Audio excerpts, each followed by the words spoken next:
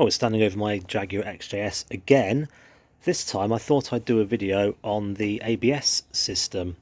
In this video I'll start on this side and discuss this assembly just here. This is the pressure creation side of it, if you like, where you have the accumulator, motor, etc. So the purpose of this assembly is to, in essence, provide a pressurized hydraulic fluid source for the rest of the brake system. So let's go through the components then. What have we got here? Well, at the bottom there, that round cylindrical bit, that is an electric motor. We have a hydraulic pump just in there. That's the fluid inlet to the pump.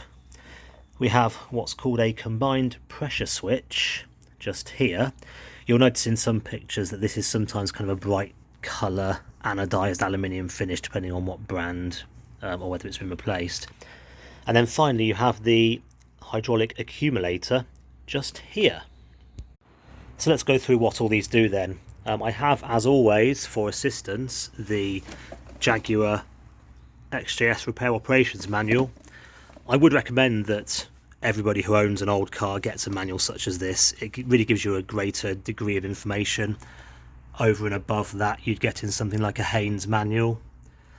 But yes, let's start at the motor at the bottom. This is just a 12-volt DC motor. Absolutely nothing interesting really, nothing special. It's like a windscreen wiper motor, effectively. So that's the motor, that's the power source to this operation. In here, you have the hydraulic pump part of the system. So this is as it sounds. It's essentially a hydraulic fluid pump. It's a pump designed to pump fluid at quite a low volume and a comparatively high pressure, and it's used to take the brake fluid and pump it into the accumulator effectively. So yeah, that's a simple hydraulic pump. It's similar to any sort of hydraulic pump you'd get in any system, like for example a JCB excavator hydraulic system. So that's the pump. This here, the combined pressure switch, this is, as it sounds, a fairly simple device. It's just a pressure switch. So this monitors the pressure output by the pump that's in the system here. If the pressure is below a certain point, it instructs the motor to turn on and generate more pressure. If the pressure reaches an upper level, like a target pressure, it breaks the circuit in here and turns the motor back off. And it also has a couple of combined switches in here because it also feeds into the ECU and the lights on the dashboard. So when you get the yellow and red brake lights come on, it's this switch which is providing some of the inputs to make that happen. And then finally at the top here we have a hydraulic accumulator. Again, this is very similar to an accumulator you could find in any hydraulic system really. In here, this is a pressurized gas type, so I think it's pressurized nitrogen in these. You have a hole in the bottom, you have what's effectively a seal inside, and then in this end it's pressurized with gas. And what happens is the pump creates pressurized fluid there, it pumps it into the accumulator, it goes doo as it slowly fills it. This closed off section in the end that's full of pressurized gas already decreases in volume, it becomes more pressurized, and eventually this is full of brake fluid. I think it takes 150 cc's or something like that when it's fully charged, and the pressure either side is equalized at whatever the upper limit of the pressure switch is, and the system turns off. Just to sort of reiterate how simple the accumulator is as a component, I've brought with me this. It's a pneumatic cylinder from a Lego Technic model, and it's the best thing I could find. I'm going to turn this into an accumulator and effectively show you how it operates. So if I just cover this port at the bottom here with my finger, that yellow chamber now is effectively trapped with air, much like the top of the accumulator is. If I then apply pressure, the pressure is now stored in the yellow bit. If I release my finger, you can see it pops back up. Pressure, release. So this is currently acting as an accumulator for the force I'm applying to this piston in effect. You know, it's not a physical motion in this, it's hydraulic fluid, but this is essentially the operation. You know, you've got a closed area, you're pressurizing against that closed area, you're increasing force, and then that pressure, when it's needed, is redistributed back into the system. If this whole assembly stops working and you have absolutely no pressure in your accumulator, when you apply hydraulic fluid or force to the system, obviously I've got the bottom uncovered now, so no accumulator, there's no spring back, there's no stored energy. It's as simple as that. It stores energy for the system effectively. Here's a diagram in the operations manual for the accumulator. So brake fluid goes in here. This kind of wavy surface here, that's effectively, think of it as a diaphragm. I think it's made of steel in this. So yeah, fluid goes in here. This whole space here is a void of gas, effectively sealed, and as brake fluid is pumped in, this diaphragm moves this way, compresses all the gas in the top, and all the fluid fills this little bit. And like I say, I think it's got a capacity of 150 cc's or millilitres. It's around that. Here is the overall system schematic. So this is the motor, the bottom bit just there that we're not really that interested in. This is the pump assembly, the hydraulic pump. This is the pressure switch, which just detects the pressure coming out of the pump. And I think it's this one here is the outlet to the accumulator. You've got various other bits and pieces in here, like overpressure release points and things, you know, just in case, say, this pressure switch goes bad and the motor's constantly producing pressure in the system. You don't want the whole thing to go bang. This here is the pressure switch. Again, I don't know if you can make out, but it is fairly simple. This is the end that screws in to the body of the unit just there. And then, yeah, effectively this piston moves as pressure is built up in the system and closes some contacts here or opens them, and then they're just standard electrical connectors, so it's just a straightforward switch, effectively. It's worth pointing out that the hydraulic side of this, you could, in theory, you know, get a flexible brake pipe made, screw it in here, and take it off to whatever accumulator you could find. You know, if you had one that was twice as large as this, with the same gas pressure characteristics, it would just mean you've got twice the energy stored, so the motor would run twice as long to charge it up, but that would effectively work. The variation in status of this, i.e. whether it's 100% charged or not charged, it will kind of, you know, through its lifetime, gas will eventually probably leak out of here and the pressure inside will reduce that it comes manufactured with. That effectively reduces the available fluid to the system. So I'll demonstrate that later, but you effectively get, you know, if all this fails, you get 4 or 5 brake pedal presses with this stored pressure. And if this were, say, degraded, if it were 15 years old and degraded, you might get 2 or 3. And then if it's failed completely, you'll get 0, and I'll explain why that is. So I'm currently in the car. I've not run this car for a couple of days now, so the pressure in the system is completely depleted. And I just wanted to demonstrate how that feels to the user. I'm basically pushing right now without any sort of assistance on the brake system. So you see you get to this point here, and then it's a completely solid pedal. You know, you can't push it at all. There's no resistance. This tiny bit of give is essentially proportional to the mechanical flex around the calipers and things, and any sort of give in the hoses. That's assuming you don't have any air trapped in the system where it would compress further, but that's how you tell the system's depleted. This pedal operation is essentially rock solid.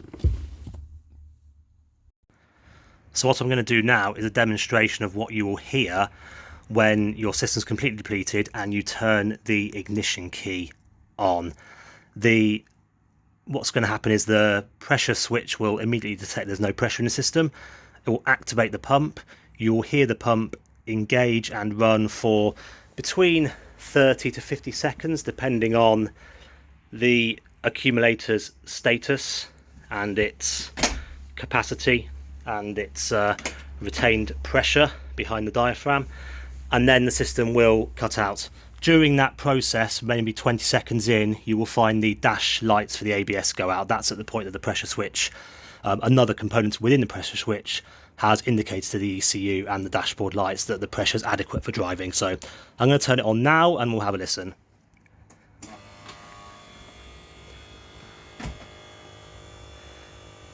So you can hear it buzzing over there.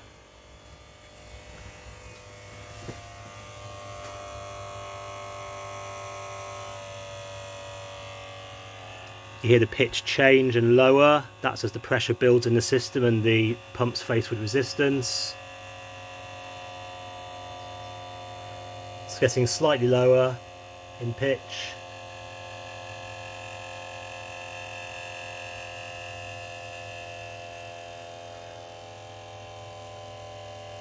Lower still, and it's stopped.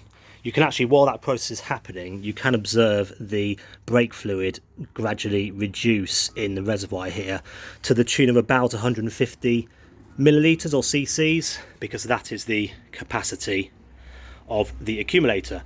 So you've effectively moved brake fluid from here to there. So now the system is pressurised. I've turned the ignition back off and we'll take a look at the brake pedal.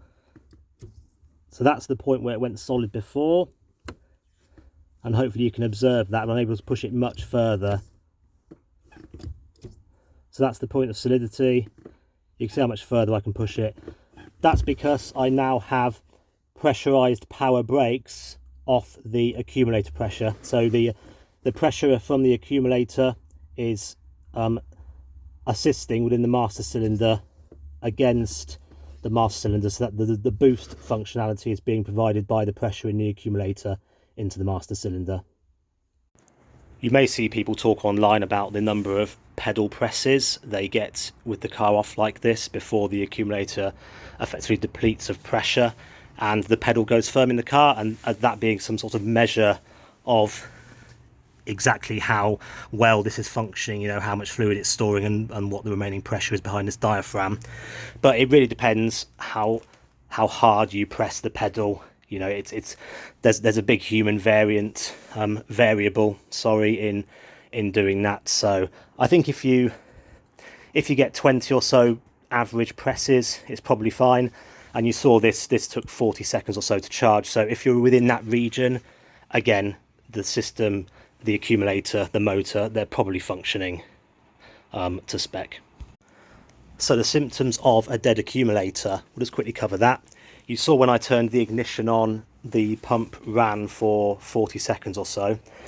If this had absolutely no pressurised section left, i.e. this diaphragm was breached or all the pressure had leaked out and this was entirely full of brake fluid, there's effectively nothing for this hydraulic compressor to compress against. So what you'd find is you'd turn the ignition on, the pump would run and it would shut off immediately or near enough immediately. You know, it'd be of the order of 1 to 2 seconds, as you know, everything's quickly filled with brake fluid. The pressure ramps up really quickly because there's no pressurized buffer to push against, and the system would shut off.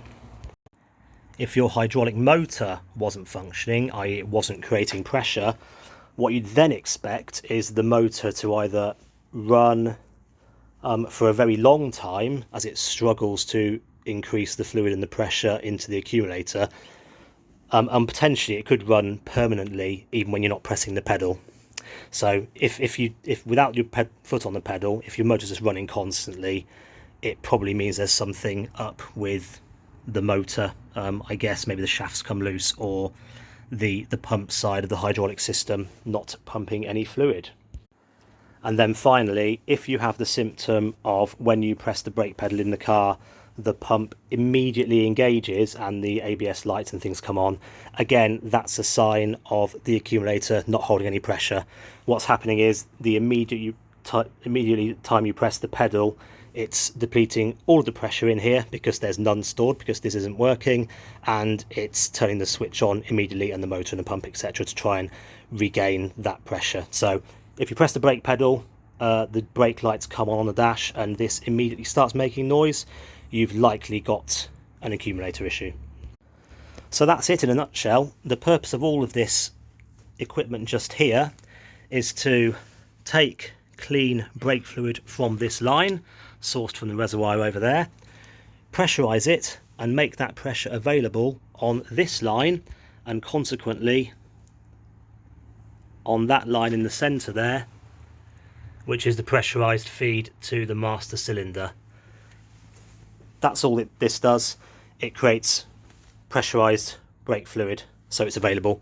If one system was pressurised, if you cut through this hose with, I don't know, some bolt cutters or something, the fluid would spray, you know, absolutely everywhere. Maybe if you're not very squeamish, have a Google for hydraulic fluid injury. That's effectively what could happen if you do that. And again, if you tried to unscrew this while it was pressurised, it would shoot off somewhere under pressure and probably destroy something or hit somebody in the head. Just one final note, if you are looking to replace this assembly, you'll notice on my car, this is a 1989 model, it has this banjo fitting, which is the high pressure line. It connects there and then it joins to a hard line just there. You can find that these have brake line type connections on top instead. You probably could fabricate that fairly easily. You know, you just need a bit of flexible brake line and the appropriate connections to join it to the high pressure line over to the other side. So you probably can use a different assembly if you need to. It might be just worth checking that the pin out from the pressure switch and things is the same, because that's the sort of thing that does change over the years. But you know, this system, it is fundamentally reliable. It's effectively a hydraulic system. It's used in various guises across lots of cars, from Ferrari to Range Rover and everywhere in between. And the number one thing you can do to look after it is change your brake fluid on time with high quality fluid. I can't stress that enough, and it goes for all of the ABS system, the master cylinder over there and this side of the system. There are little filters in here. I don't know if you can see them on the diagram actually. Yeah, I think it's this black bit just there. It's a very fine kind of mesh filter, and if you don't change the brake fluid regularly, you can get this gunge-like build-up all throughout the system, and that's ultimately what would cause something like this to fail, over and above kind of usual wear and tear of electric motors and so on. But it's fundamentally reliable. Like I say, it's essentially just hydraulics, and they're used in various ways throughout industry, reliably and ultimately effectively. So let me know if you'd like to know anything else about the ABS. I think I will do a future video on the master cylinder and valve block down there. I don't actually have to replace it on my car, which you might think's strange, in that I'm also saying that this is a fundamentally reliable system, but again, that was caused by poor historical maintenance before I took ownership of the car. So I will do a few more videos on the ABS system, and if you have any specific questions, let me know below, and stay tuned.